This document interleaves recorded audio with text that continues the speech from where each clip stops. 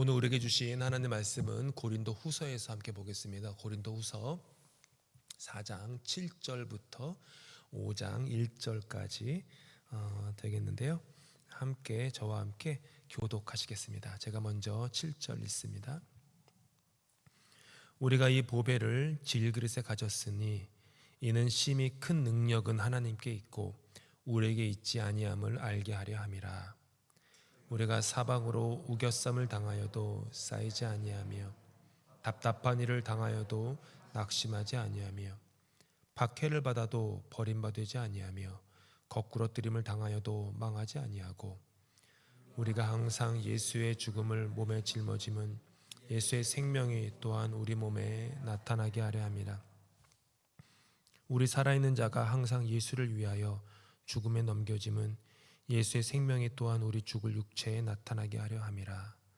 그런즉 사망은 우리 안에서 역사하고 생명은 너희 안에서 역사하느니라. 기록된 바 내가 믿었으므로 말하였다 한 것 같이 우리가 같은 믿음의 마음을 가졌으니 우리도 믿었으므로 또한 말하노라.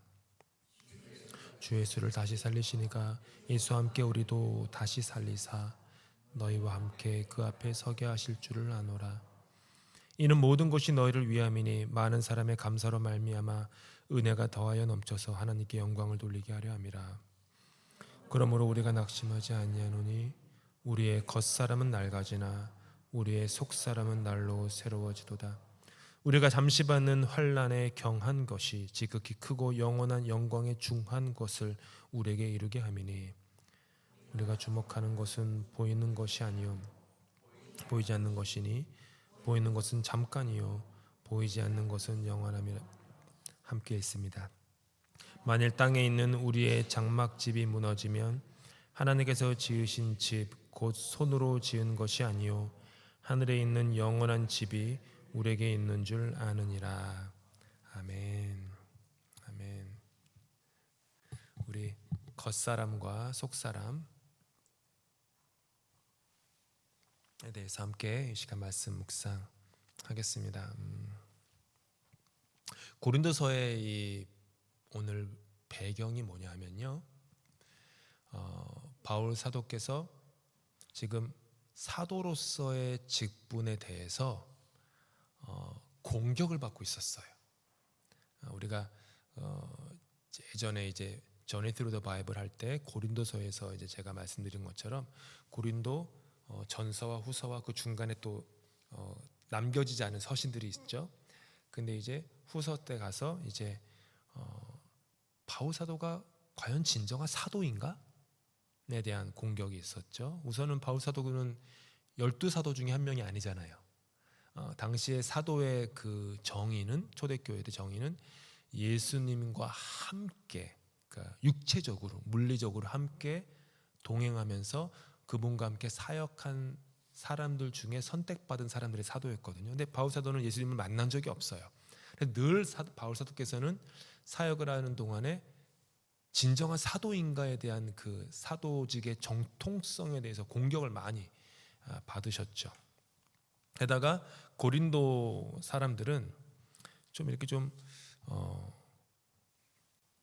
인신 공격 같은 걸 좀 했던 것 같아요. 아마도 그의 가르침이 매력적이지 않고 좀 못생겼고 매력적이지 않고요. 그리고 사역에 그렇게 열매가 없다, 이렇게 비난을 했던 거죠. 그러니까 사도직의 직분에 대한 공격을 받고 있으니까 바울 사도는 지금 뭘 해야 되죠? 자기의 사도직에 대한 변호를 해야 되는 거예요. 그 변호라고 하는 것은 나의 옳음을 증명함으로 말미암아 나를 보호하는 거죠. 그리고 나를 세우는 거죠. 나의 명예와 이름을 지키는 거죠. 그게 변호예요. 지금 사도 바울께서는 변호해야만 하는 상황에 처해 있는데, 이상하게도 오늘 성경을 보니까 바울 사도가 하는 변호가 무척 다릅니다. 우선 바울 사도는 자기 자신을 애써서 사람들에게 증명하려고 하지 않고 계세요. 나를 보호하려고도 하지 않고 있고 체면을 세우려고도 하지 않고요. 자기의 위치를 지키려고 애쓰지도 않아요. 대신 하는 말은 뭐냐 하면 나의 속사람이 날마다 그리스도 안에서 새로워진다.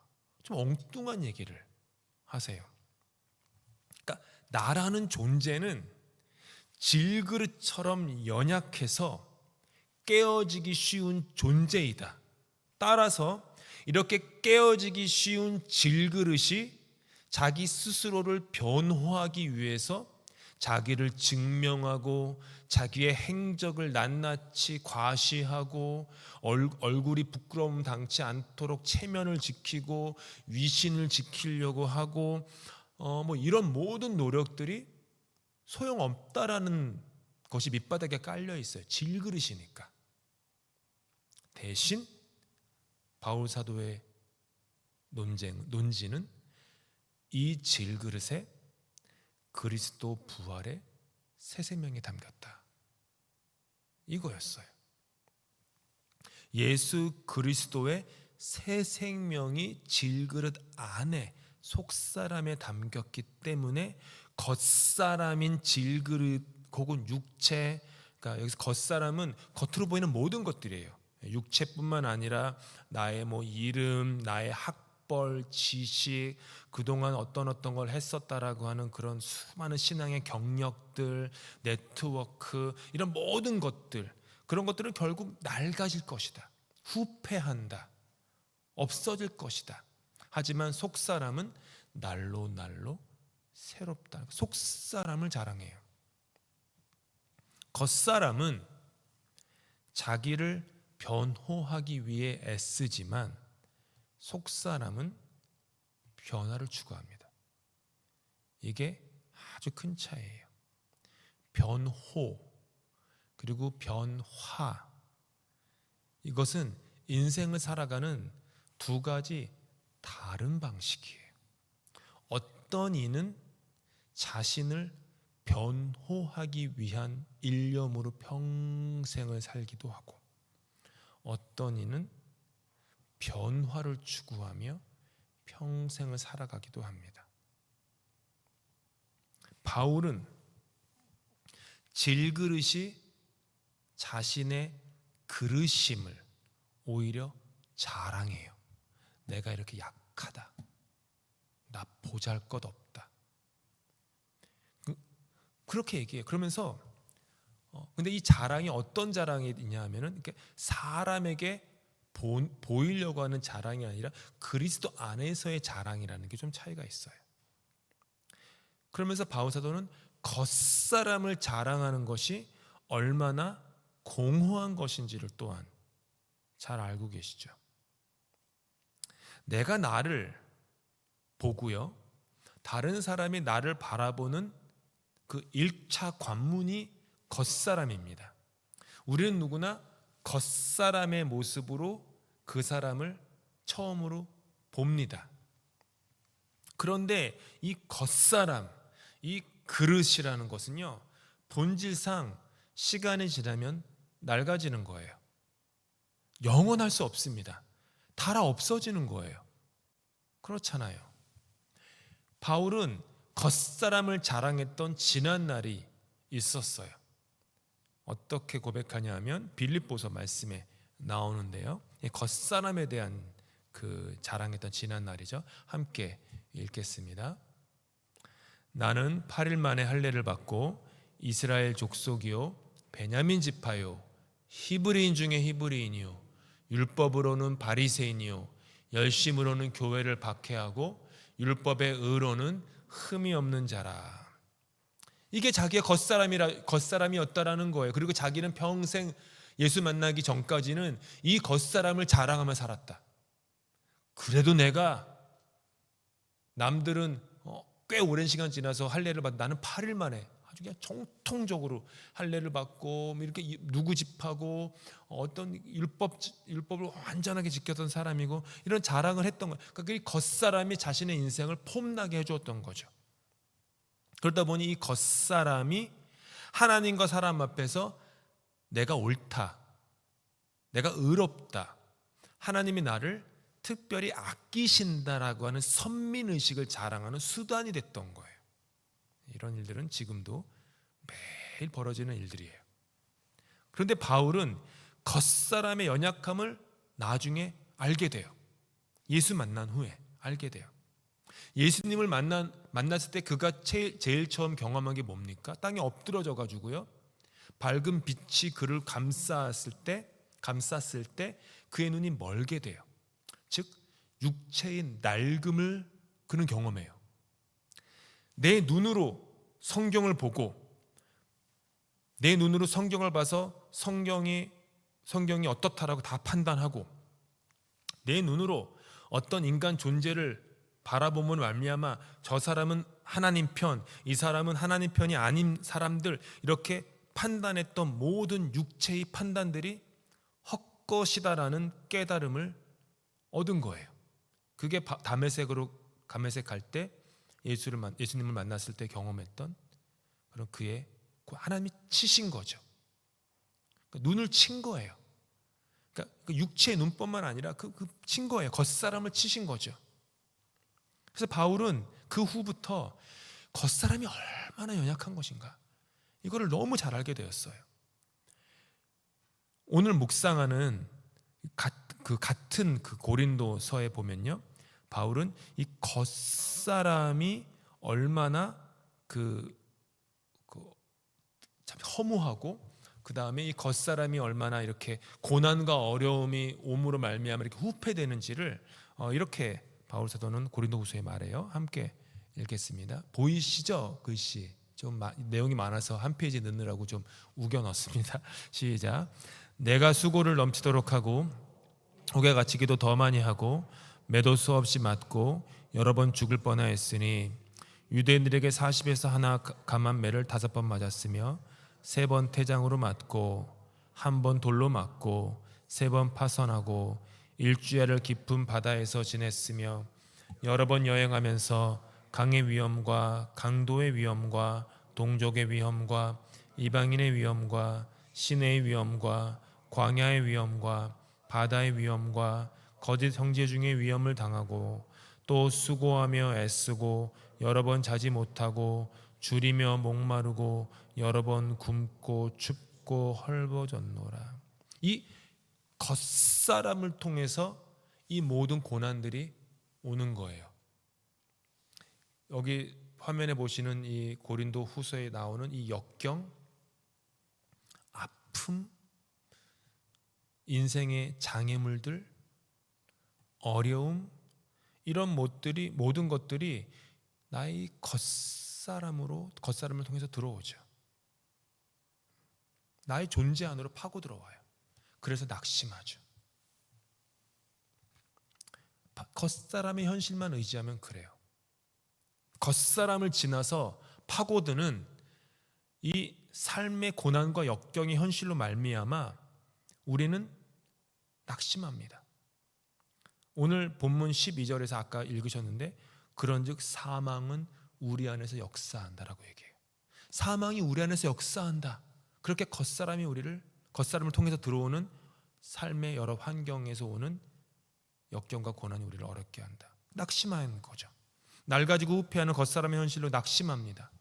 속도를 막아보려고 애쓰지만 되지 않죠. 겉사람이라는 것은 시작하는 즉시로 낡아지는 여정을 걷는 것이 이치이지만, 내가 변화시킬 수 없는 그 현실을 인정하지 않습니다. 아시겠지 모르지만은 그 가수 서유석 씨가 그 노래 그거 있잖아요. 가는 세월 그 누구가, 왜 그러세요? 잡을 수 나은가요? 가사가 잡을 수가 있나요? 멜로디 떠오르시죠? 가는 세월 그 누구가 잡을 수 있나 했던 것처럼 후패예요. 그래서 5장 1절에 보니까 바울 사도께서는 이 겉사람인 저와 여러분의 육체를 뭐로 표현하냐면은 장막으로 말해요. 장막이 뭐죠? 텐트예요. 텐트는 평생 동안 쳐가지고 그 자리에 영원히 붙박여져 있는 것이 아닙니다. 텐트는 일시적이죠. 한시적이죠.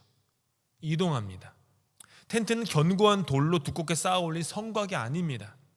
바람이 불면은 심하게 흔들리고 바깥의 현실로부터 안에 있는 나란 존재를 완벽하게 보호해주지도 못하는 게 텐트예요. 그런데 바울이 자기의 인생을 보니까 내 인생이, 내 육체가 텐트다, 장막이구나. 때로는 내가 겉사람의 여러 가지 자랑스러운 여러 가지 모습 때문에 견고하게 두껍게 쌓아놓은 성벽인 줄 알고 살았는데 아니었구나. 바울은 아팠잖아요. 학자에 따라서 바울이 눈병에 걸렸었다, 아니면은 뭐 간질병에 걸렸다, 아니면은 어떤 심각한 어떤 정신 질환에 걸렸다, 여러 가지 있지만 아무튼 그것이 바울을 아프게 했어요. 육체의 가시였어요. 가시. 얼마나 그를 아프게 찔렀는지. 바울은 그걸 너무 잘 알았어요. 이렇게 후패하는, 낡아지는 자신의 모습.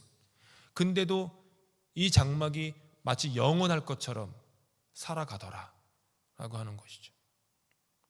그러다가 바울이 발견한 신앙의 비밀이 있어요. 오늘 우리 함께 읽은 것처럼 비록 겉사람은 낡아지지만 속사람은 날로 새로워진다. 이게 신앙의 비결이었어요. 겉사람은 후패하나 속사람은 날로 새로워지는 것. 비록 겉사람이라는 나의 그 겉모습이라 겉사람이라고 그 1차적 관문을 통해서 고난과 역경이라는 그 바깥의 현실이 나의 존재 안으로 파고 들어오지만 그것을 담아내서 해석하고 극복하고 승화하는 것은 내 안에 있는 2차적 관문인 속사람이다 라는 거예요. 그래서 겉에서 오는 모든 것들이 내 속사람에서 그냥 그렇게 해석되지 않는 거예요. 어려움이 들어와도 그것이 그냥 어려움으로 받아들여지지 않고, 고난이 나의 겉사람의 살을 뚫고 들어와도 이 속사람에서는 예수 그리스도의 부활과 그분의 승리를 소망하는 이렇게 승화되는 일들이 바울 안에 일어났다라는 거죠. 무수한 역경과 고난이 있어도 질그릇과 같은 나의 연약하고 낡아지는 겉사람 안에 속사람에서 역사하는 예수 부활의 새 생명이 있기 때문에 나는 낙심치 않습니다 라는 거예요. 너무나도 초라하고 보잘것없이 잠깐 있다가 사라지는 안개 같은 그런 질그릇에 말도 안 되는 그리스도 부활 새 생명이 담겨 있다라는 거죠. 그래서 날마다 나의 존재가 부활 새 생명으로 새로워집니다. 그래서 바울은 스스로를 변호하지 않아요. 대신 그는 변화하는 인생을 추구해요.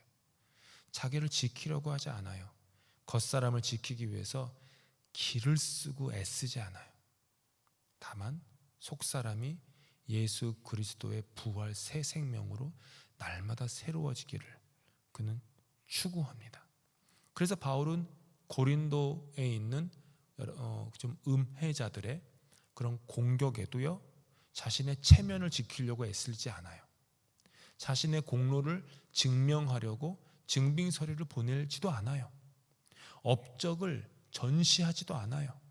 사람들의 인정을 구할 어떤 절박함을 느끼지도 않아요. 바울 사도는.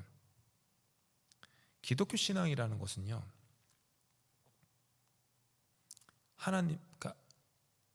신앙은 붙잡는 게 아니라 붙잡히는 겁니다.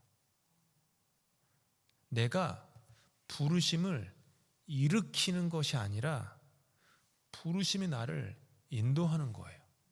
이번 주 주일에 기도에 대해서 우리가 깊게 묵상하겠지만, 기도는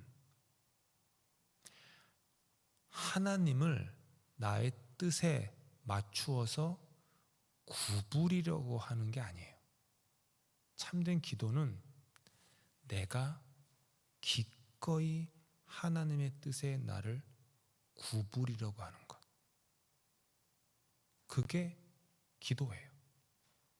근데 저도 그렇지만 우리의 기도는 어떻게든 주여 주여 하면서 하나님이 내가 원하는 소욕과 욕망과 욕심을, 그 바람을, 소망을 이렇게 막 이루어 주시기를,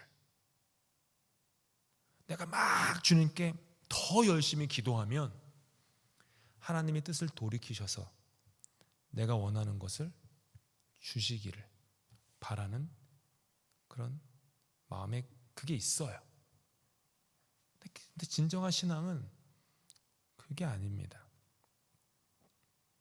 나를 변화시키는 거예요. 기도는 키에르케고르가 이런 얘기를 했어요. 문장은 정확히 기억은 안 나는데, 기도는 하나님을 변화시키는 것이 아니라 기도자를 변화시키는 것이다. 이게 그냥 멋있는 말이 아니라요, 우리 인간에 깊이 숨어있는 그 욕망을 아주 정확히 집어낸 거예요. 솔직히 우리는 기도하면서 하나님 변화시키려고 하잖아요. 그렇잖아요. 근데 진정한 기도는, 참된 기도는, 기도하는 내가 변화되는 거. 주님 이것도 해주고 저것도 해주고 막 이렇게 자꾸 지체하시고 속상해가지고 막 주여 주여 울부짖을 수 있죠. 하지만 그렇게 막 한풀이 하는 것처럼 한나가 막 그렇게 막 한이 넘쳐가지고, 그래서 한나인가? 한이 넘쳐서 한나인지 모르겠지만 한이 넘쳐가지고 막 저 여자가 나 애 없다고 구박해요 주님 막 이러면서 얼마나 막 그렇게 막 그냥 막 한의 기도를 하잖아요. 근데 기도는 내가 변하는 거예요. 비록 처음에는 그렇게 해도 시간이 지나면서 그래도 주님 뜻이죠. 주님 더 잘 아시죠. 주님 내 인생 더 잘 아시죠. 순종하며 나가겠습니다. 이렇게 변화되는 것. 그래서 우리는 감사할 수 있습니다. 겉사람이 낡아져도요 감사할 수 있어요. 질그릇의 모양이 볼품이 없어도 감사할 수 있어요. 사람은요 담긴 내용이 중요합니다. 겉사람이 중요하지 않아요. 겉사람이 제가 하찮은 건 아니에요. 하찮다고 말하는 건 오해하지 마세요. 겉사람이 하찮진 않아요. 하지만 가장 중요한 것은 또한 아니에요. 내용. 교회도요 겉사람이 중요하지 않습니다. 물론 겉사람이 하찮진 않지만 그래서 겉사람이 본질적으로 중요한 건 아니에요. 교회 안에 담긴 내용. 내용물이 무엇인가. 질그릇이지만 그 안에 세상의 어느 것과도 바꿀 수 없는 보화가 담겨 있다면 질그릇은 존귀한 존재이고, 그릇이 아무리 귀해도 그 안에 담긴 내용물이 구정물에 불과하다면 그 그릇은 아무짝에도 쓸모없는 그릇인 거예요. 무엇이 담기느냐? 바울은 그걸 본 거예요. 내가 비록 이렇게 육체에 질병이 있고 수많은 고난이 있고 억압과 박해가 있지만 이런 질그릇 같은 나의 그릇 위에, 그릇 안에 하나님께서 당신의 독생자 예수 그리스도 부활의 그 새 생명을, 그 보혈을 담아두셨다.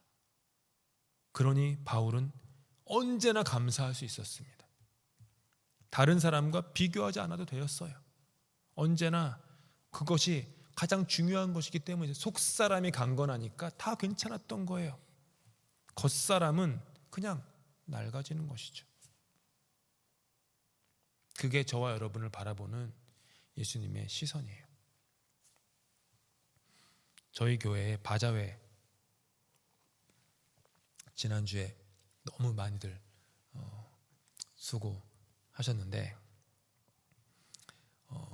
전에 지금도 기억나는 일이, 전에 이제 사역하던 교회에서도 그 바자회가 있었어요.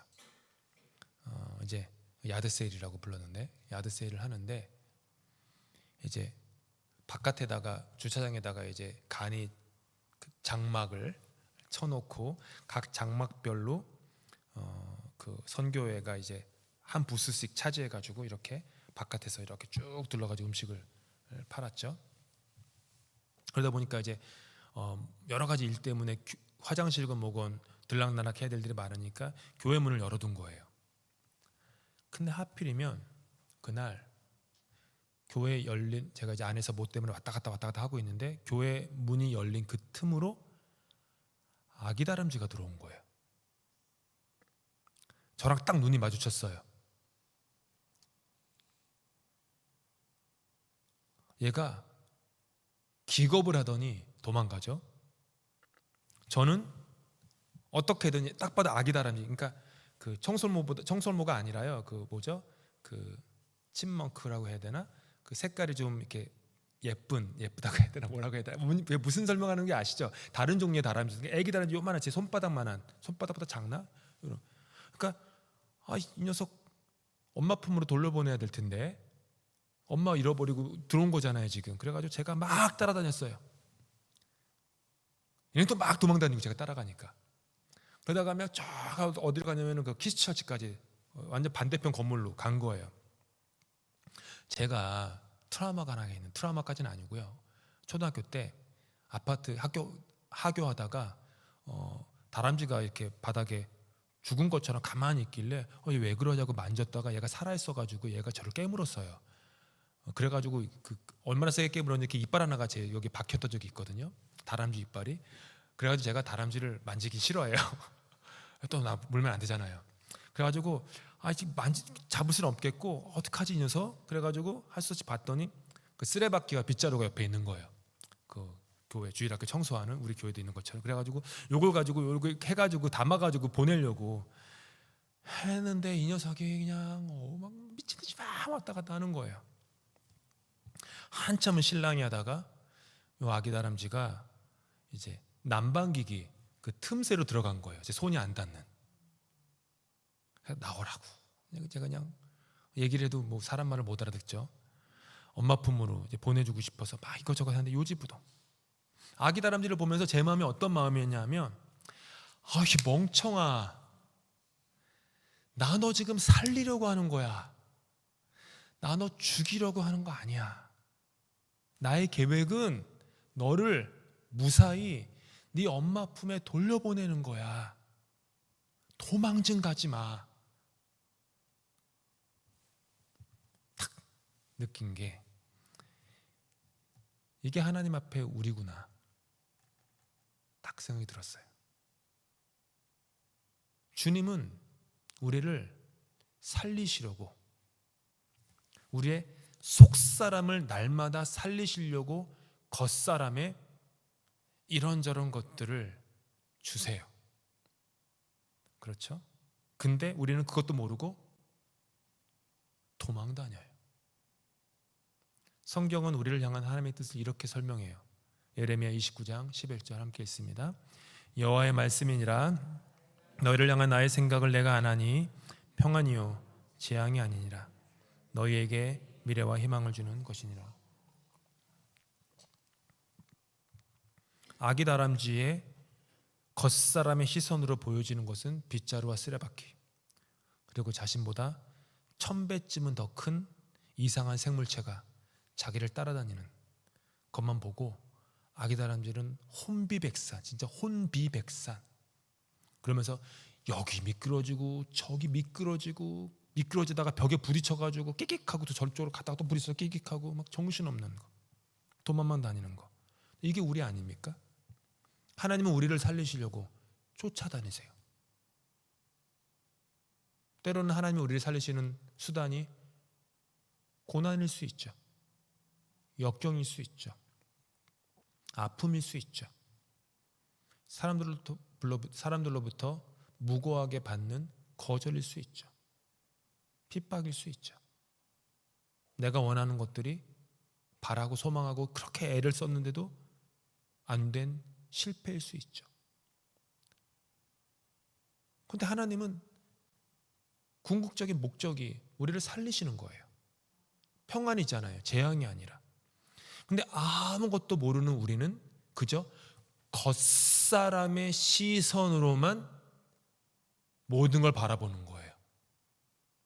겉사람의 시선으로 내 환경을 바라보고, 겉사람의 시선으로 이웃을 바라보고, 겉사람의 시선으로 교회를 바라보고, 겉사람의 시선으로 이 땅을 바라보고, 그러면서 여기 미끄러지고 저기 미끄러지고 우왕 좌왕 좌충 우돌 혼비 백산 걸음아 나 살려라 이러면서 도망만 다니고 있는 건 아닌가.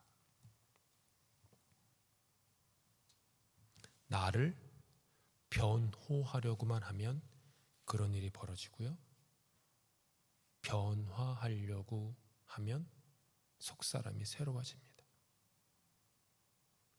사랑하는 성도 여러분, 우리의 겉사람은 낡아질 수밖에 없습니다. 하지만 낙심하지 않을 이유가 우리에게 있습니다.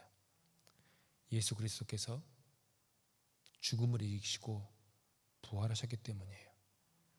그리고 하나님께서는 그 예수 그리스도의 부활 새 생명을 질그릇밖에 안 되는 우리의 겉사람에 담아두셨기에 우리의 속사람은 날로 새로워질 수 있는 것입니다. 겉사람은 낡아져도 어깨를 펴고 당당하게 이 땅을 걸어갈 수 있어요.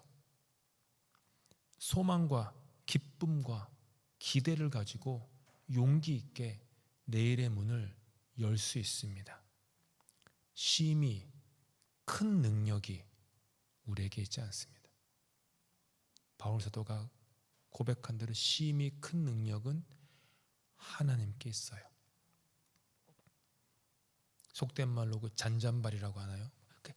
잔잔바리 같은 잠깐의 능력은 우리에게 있을지 모르지만 심히 큰 능력은 우리에게 없습니다. 그 능력이 하나님께 있어요. 그러니 겉사람이 아니라 속사람을 아름답게 가꾸시기 바랍니다. 우리 모두가 가꿉시다. 말씀과 성령으로 예수 그리스도와의 인격적 관계에서 계속해서 부르시는 그날까지 쉼 없이 자라가십시다. 시간이 지날수록 더 예수 그리스도의 성품이 우리의 성품이 되도록 그렇게 우리를 부인하고 우리에게 주어진 십자가를 지고 그분을 따라가십시다. 주님께서 우리를 그렇게 변화시키시길 원하십니다. 그 변화를 위해서 교회 다니십시오. 변호하기 위해서 교회 다니지 마십시오. 변화. 그리고 우리의 자녀들도 예수 안에서 변화되기를 기도해 주십시오. 교회에서 여러 가지 절기마다 행사가 있고 또 캠프도 있고 수많은 사람들이 들락날락 하지만 늘 볼 때마다 주님, 우리 안에 늘 변화가 있게 해 주시옵소서. 변화가 있게 해 주시옵소서. 계속해서 변화를 소망하는 그런 우리가 다 되어서 그 행복으로 내 잔이 넘치나이다 고백할 수 있는 저 여러분 다 되실 수 있기를 예수님으로 축복합니다.